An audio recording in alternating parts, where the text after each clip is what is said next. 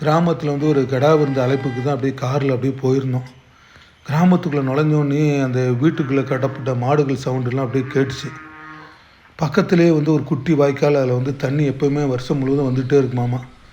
அந்த வாய்க்கால் இருக்கனால தான் அங்கே குடியிருப்பு பகுதிகளுக்கு ரொம்ப சௌரியம். அந்த வாய்க்காலில் வந்து குளிக்கிறது, துணி துவைக்கிறது, குட்டீஸுங்கெல்லாம் தண்ணியில் ஆடுறது.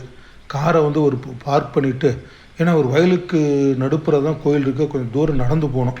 அப்படியே நடந்து போயிட்டு கோயிலுக்குள்ளே நுழையிறப்பவே வந்து சொந்தக்காரங்களாம் நிறையா பேர் வந்திருந்தாங்க.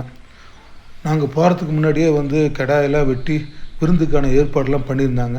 குடல், ரத்தக்கறி, கோழிக்கறி, முட்டை, பிரியாணி, மட்டன் குழம்பு, எலும்பு ரசம். இது இந்த கிராமத்து பாணியிலே வந்து பார்த்திங்கன்னா ஒரு கிடா விருந்து ஏற்பாடு பண்ணியிருந்தாங்க. நாங்கள் போகிற டைம் கரெக்டாக சாப்பாடு டைமு. சரின்னு சொல்லிட்டு சாப்பாடெலாம் போட ஆரம்பிச்சிட்டாங்க.